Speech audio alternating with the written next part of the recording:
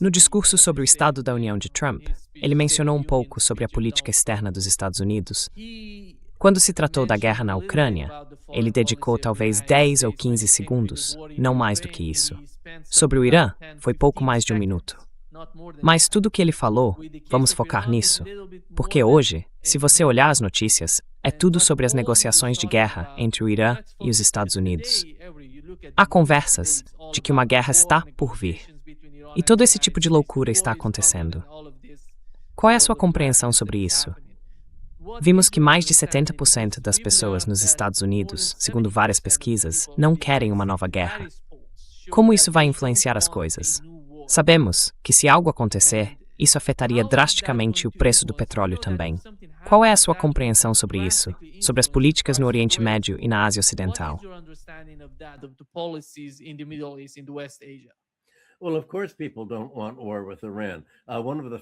Bem, é claro que as pessoas não querem uma guerra com o Irã. Uma das primeiras coisas que o Irã faria seria fechar o Estreito de Hormuz, e os preços do petróleo subiriam. Quero falar sobre como Trump se envolveu nisso. Mesmo antes de começar a falar, cerca de 10 minutos antes, ele estava entrando no Congresso. Na frente estavam os juízes da Suprema Corte e ele passou sem apertar a mão da juíza católica que ele havia nomeado. Ele estava tão irritado com ela por causa das tarifas. Então, logo de cara, ele mostrou simbolicamente o que estava acontecendo. Ele disse que adorava tarifas, e eu meio que detesto falar sobre o que ele disse no discurso do Estado da União, porque ele realmente não disse nada. Se eu tentar dar sentido àquilo, é como falar sobre um pântano. Você tenta entender o que está acontecendo nesse emaranhado de associações livres.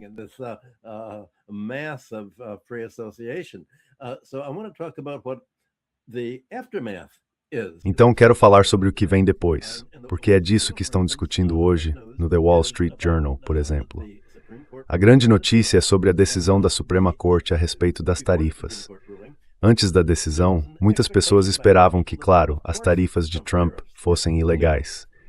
É por isso que ele passou tanto tempo em seu discurso dizendo: "Eu adoro tarifas. Elas são maravilhosas." Embora na verdade não sejam, como já discutimos antes. As pessoas esperavam que a Suprema Corte as anulasse, e nesse caso, os importadores poderiam entrar com ações judiciais para obter reembolsos de todas as tarifas que haviam pago. Pois bem, agora o preço que os investidores especulativos estão pagando por esses créditos de ações para reembolso dobrou, de 20% do valor original para 40%.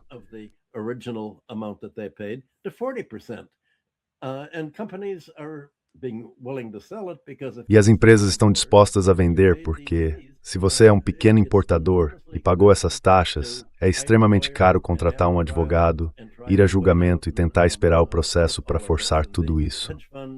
Os fundos de hedge estão dispostos a cobrir os custos legais das empresas que entram com o pedido em troca de receber tudo o que for recuperado acima de 40%.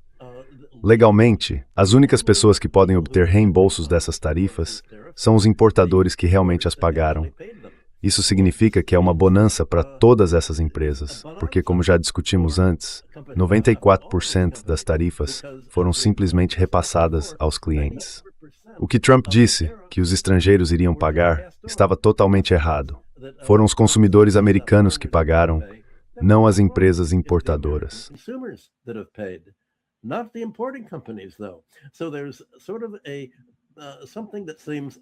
Então há algo que parece injusto para muitas pessoas aqui. As empresas vão ser reembolsadas pelos pagamentos de tarifas que simplesmente repassaram aos clientes. Ou seja, estão tirando vantagem disso sem custo algum. É claro que estão dispostas a vender. É um lucro fácil, e isso é melhor do que nada. Agora, vários democratas estão fazendo cena e apresentando propostas. Por exemplo, Gavin Newsom, da Califórnia, e Pritzker, de Illinois. Ambos candidatos à presidência em 2028 exigiram cheques para as famílias que realmente tiveram de pagar os preços mais altos que foram repassados. Mas na prática não há como saber quais famílias de fato pagaram esses preços mais altos por todos os itens individuais.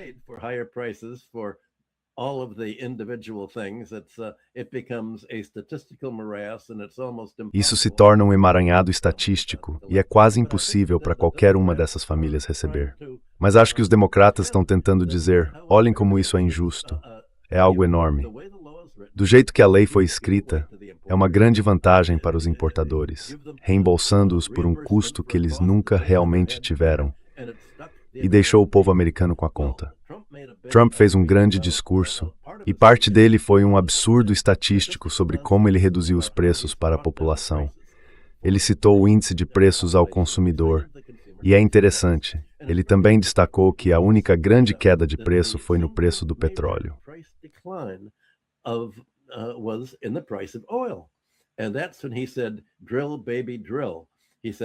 E foi então que ele disse, perfurem, pessoal, perfurem. Ele disse, dei todo o meu apoio às companhias de petróleo e aos perfuradores, e o preço da gasolina caiu. Ele citou todos os preços. Bem, isso é verdade, mas os preços de gás e eletricidade que subiram muito tiveram um papel tão grande no índice de preços ao consumidor que as pessoas que ouviram o discurso sabem que têm pagado mais no supermercado. Elas têm pagado muito mais pelos planos de saúde, que quase dobraram. E me surpreende que Trump não tenha destacado a única grande queda de preço em que ele realmente teve sucesso.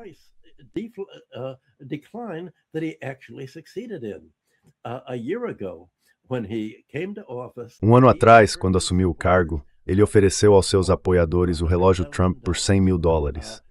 E ele disse, sabe, isso é algo realmente sofisticado, vai ser um registro histórico. Se você tiver um relógio Trump, fará parte da história. As pessoas compraram por $100 mil. Agora, o preço é de apenas 5 mil. Não há mais otários. Bem, isso é uma queda de 95% no preço. E ele nem mencionou isso em seu discurso sobre o Estado da União.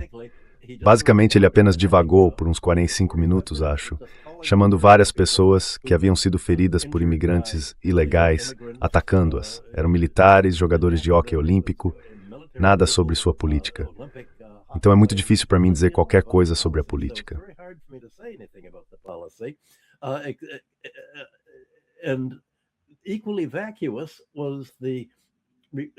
Igualmente vazio foi a resposta do Partido Democrata dada pela governadora eleita Spanberger, apoiada pela CIA, que é membro do Conselho Empresarial Democrata de Direita e de outros grupos direitistas dentro do partido. Ela, na verdade, não disse nada em favor do povo, apenas muita retórica. Então, provavelmente este foi o discurso sobre o Estado da União mais vazio de todos os tempos. E eu realmente não posso comentar muito sobre outras declarações dele. Você mencionou que ele falou sobre o Irã, e claro, ele não pode dizer muita coisa sobre isso porque as negociações ainda estão em andamento.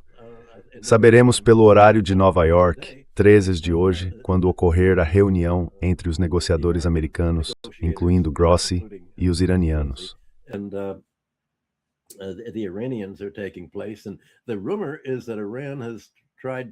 E o boato é que o Irã tentou oferecer a Trump uma oportunidade para que empresas petrolíferas americanas entrassem no país e, essencialmente, fossem contratadas por uma parte proporcional dos poços de petróleo que desenvolvessem.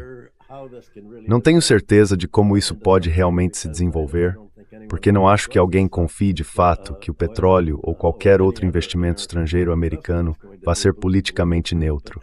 Mas, de qualquer forma, é óbvio que Trump não poderia realmente dizer nada sobre isso. Ele não podia prometer paz e também não queria ameaçar guerra. Então talvez você ou Richard consigam tirar algo disso, mas acho que já disse tudo o que podia.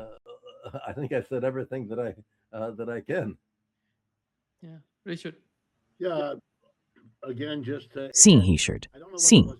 De novo, só para acrescentar, não sei se foi na Reuters de hoje ou no Wall Street Journal, não me lembro. Eu vejo muitas dessas coisas de manhã. Mas há uma longa matéria sobre uma discrepância estatística nos dados chineses, entre um conjunto de estatísticas sobre as exportações deles para os Estados Unidos e outro. E então o artigo explica qual é a diferença. A diferença só amplia o caos e a cacofonia em torno das propostas de tarifas. Quero enfatizar que isso foi teatro político. É por isso que o Sr. Trump adora isso. Permite que ele se apresente como o grande durão. Ele não precisa negociar com o Congresso sobre essas tarifas. Ele não precisa negociar com outros países.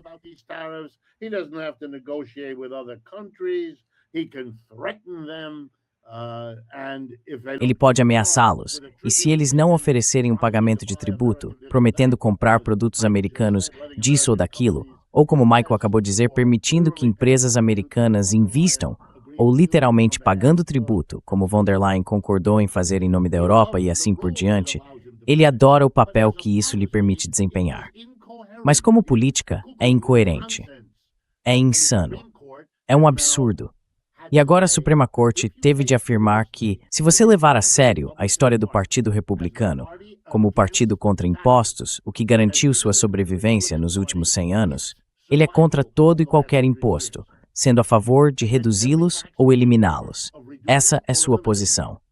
E isso atrai, acima de tudo, a classe empregadora dos Estados Unidos, que não quer pagar impostos como empresa nem como indivíduo rico. E é para isso que servem os cortes de impostos. E o Sr. Trump entende isso.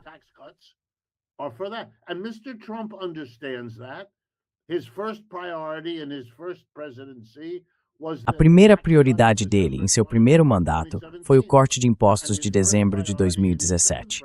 E a primeira prioridade em seu segundo mandato foi o grande e belo corte de impostos aprovado em abril do ano passado. Então sabemos quais são suas principais prioridades. Ele precisa fazer isso para manter a base do Partido Republicano, financeiramente, ideologicamente e historicamente. Mas aí surge um problema, sabe, que meio que o encara de frente. Se o seu programa é reduzir o déficit orçamentário americano por meio de uma tarifa, bem, isso é um imposto. Então agora você é o grande republicano que está cobrando impostos. E mesmo que ele diga à comunidade empresarial, eu lhes dei um grande corte de impostos em abril. Não reclamem comigo quando eu aumentar os impostos com a tarifa. Eu já compensei isso com o corte de impostos que lhes dei antes.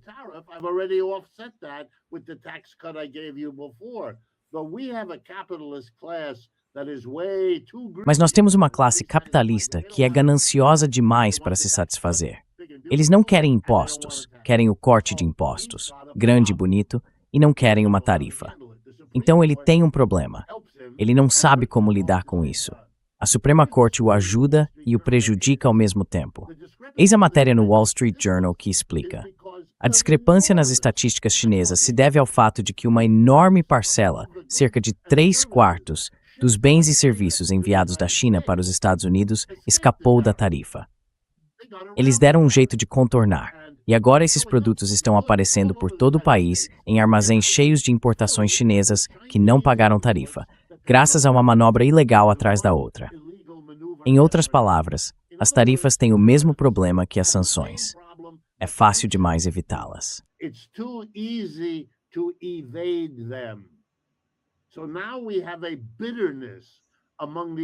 Então agora, temos ressentimento entre as corporações americanas que pagaram tarifas, enquanto suas concorrentes não pagaram.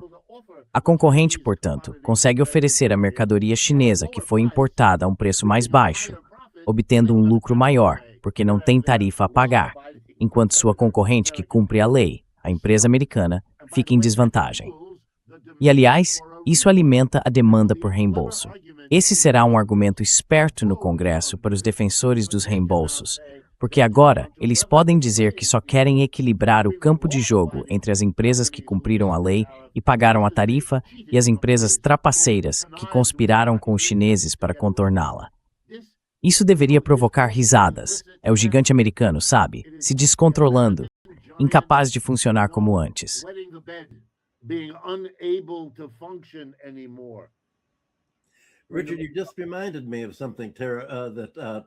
Richard, você acabou de me lembrar de algo que o Trump disse.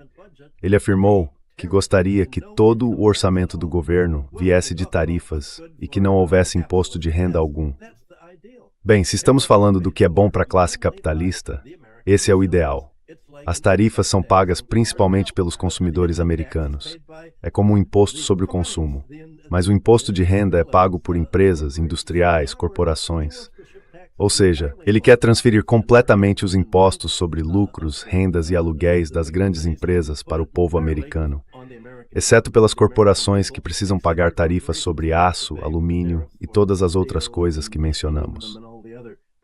O que ele sonha, portanto, é com uma enorme mudança tributária que tira o peso de seus doadores de campanha e o coloca sobre o público, que na verdade não tem nenhuma influência sobre ele. E como Nima disse, o público não quer uma guerra com o Irã. Mas onde eles estão na lista de doadores da campanha política de Trump?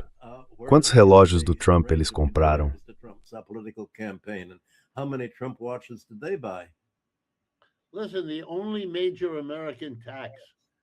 Ouça, o único grande imposto americano que ainda é progressivo, em outras palavras, em que você paga uma porcentagem maior quanto mais rico é o imposto de renda.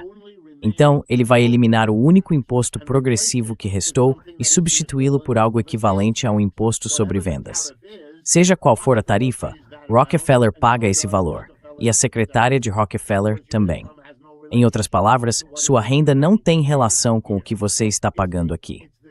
É o sonho dos capitalistas e dos ricos que o imposto de renda imposto a eles no início do século XX seja eliminado no início do século XXI. Sabe, eles terão suportado isso levou um século para se livrarem desse único esforço progressivo.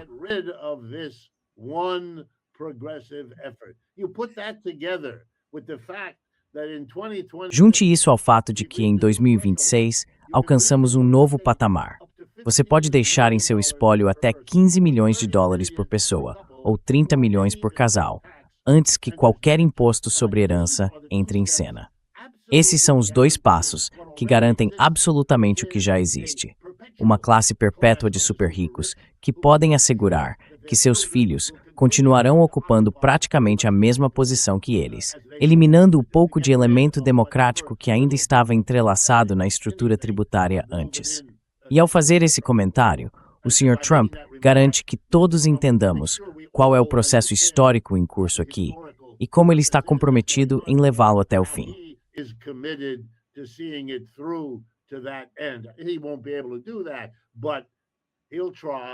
Ele não vai conseguir fazer isso, mas vai tentar, e vai avançar, vai mover o ponteiro um pouco mais adiante. Sobre a questão do Irã, se eu puder dizer uma palavra sobre isso, acho que precisamos ter uma perspectiva histórica, um pouco diferente do que estamos ouvindo. Dê uma olhada nas grandes guerras que os Estados Unidos travaram desde a Segunda Guerra Mundial. A Guerra da Coreia, a Guerra do Vietnã, a Guerra do Afeganistão e a Guerra do Iraque. Certo, essas foram as 4 grandes guerras em que os Estados Unidos se envolveram. E elas colocaram os Estados Unidos, na época o país mais rico do mundo, o mais desenvolvido militarmente, contra 4 dos países mais pobres do planeta.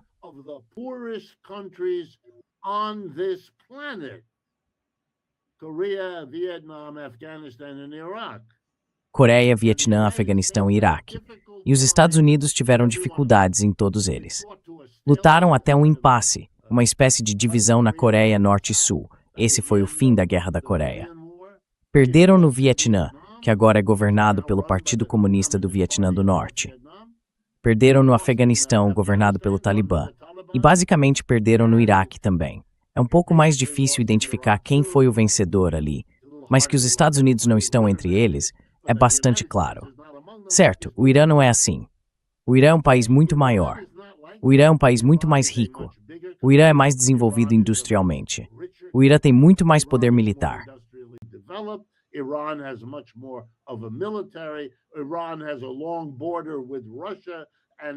O Irã tem uma longa fronteira com a Rússia e mantém uma aliança próxima tanto com a Rússia quanto com a China. Isso é diferente. Não é de se admirar que o general Kane dê conselhos ao Sr. Trump. Quero enfatizar que o fato de o Sr. Kane aconselhar o Sr. Trump não é nem interessante nem relevante, embora todos nós sejamos informados sobre isso. Isso é curioso. Parece importante para algumas pessoas divulgar a mensagem de que as Forças Armadas e a CIA não têm tanta clareza sobre como isso vai funcionar ou quão bem isso vai dar certo. E esse é o verdadeiro problema para o Sr. Trump.